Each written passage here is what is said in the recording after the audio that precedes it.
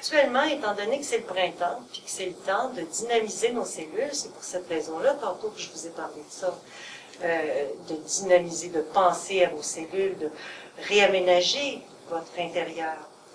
Parce que présentement, il y a une force incroyable qui se produit en nous.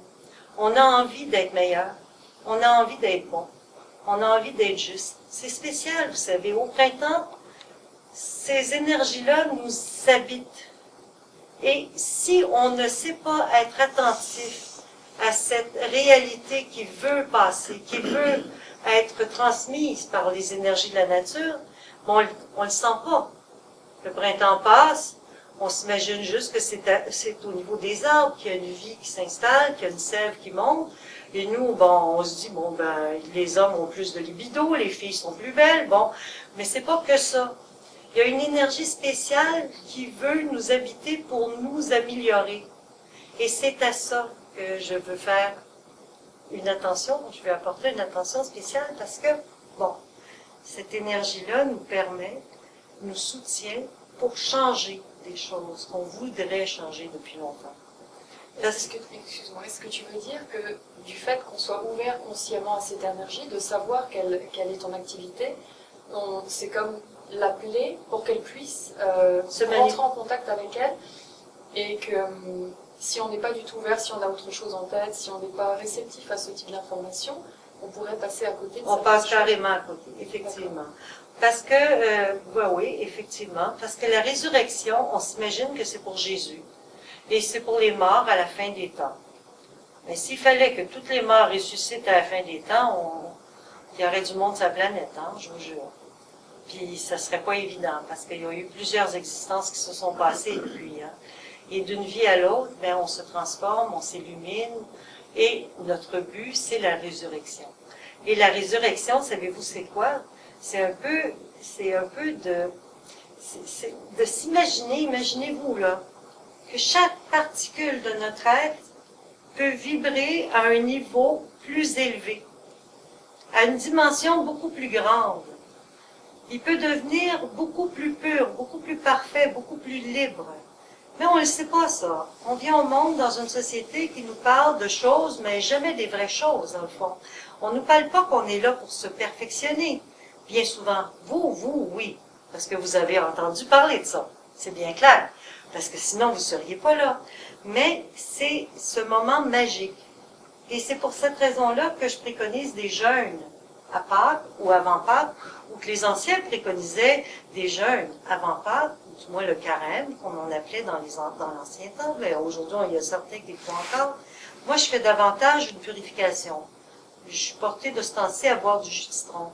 C'est plus fort que moi, c'est vraiment une nécessité. J'aime beaucoup le jus de citron, ça nettoie mon foie, parce que tous nos vaisseaux internes virent. Vous voyez, l'énergie est en train de redevenir directe, mais notre corps aussi se transforme et devient beaucoup plus vivant.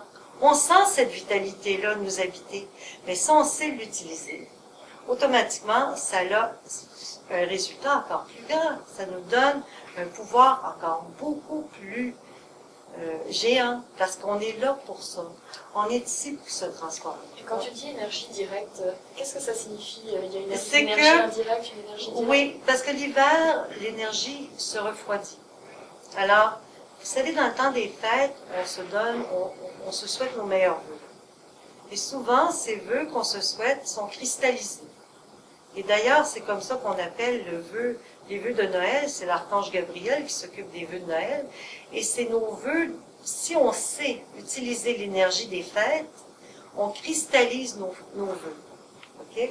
Alors, à ce moment-là, c'est comme un cristal froid. Il est gelé. C'est comme un flocon de neige. Mais ce vœu-là, c'est comme un œuf, dans le fond, comme l'œuf de Pâques. Et si on sait le planter en terre saine, notre corps, si on sait utiliser tous ces vœux qu'on a souhaités, qu'on sait souhaiter à Noël, dans le temps des fêtes, au Nouvel An, il va tiger. Il va sortir quelque chose d'extraordinaire de ça. Alors, mais il faut utiliser l'énergie dans ce sens-là. On est ici pour se transformer, pour s'améliorer, et l'énergie étant gelée l'hiver, naturellement, c'est plus difficile. Mais au printemps, tout se remet en action. Les courants telluriques et les courants cosmiques deviennent directs. Les dévas planétaires, les ondines, les sylphes, les elfes, tous les êtres de la nature se mettent en action. Nous, on ne les voit pas. Bien sûr qu'on les voit pas. Mais c'est pas grave. Ça les empêche pas d'être là. C'est pas juste ce que l'on voit qui existe. Il existe une quantité de choses qu'on ne voit pas. Et c'est des énergies qui sont véritablement présentes pour nous soutenir dans notre travail.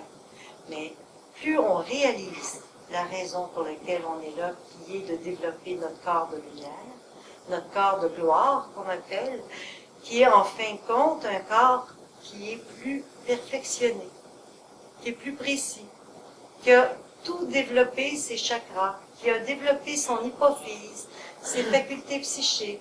On a des facultés qu'on n'utilise jamais. Oui, puis certains disent, ben, j'ai hâte, oui, j'ai hâte, je comprends. Beaucoup ont hâte, puis ça se manifeste, mais c'est lent le travail si on ne prend pas conscience du rempart, de l'importance de s'arrêter et de cristalliser justement cette information dans notre corps, de dire, en étant le capitaine d'abord, moi, je veux que mon corps se revitalise complètement.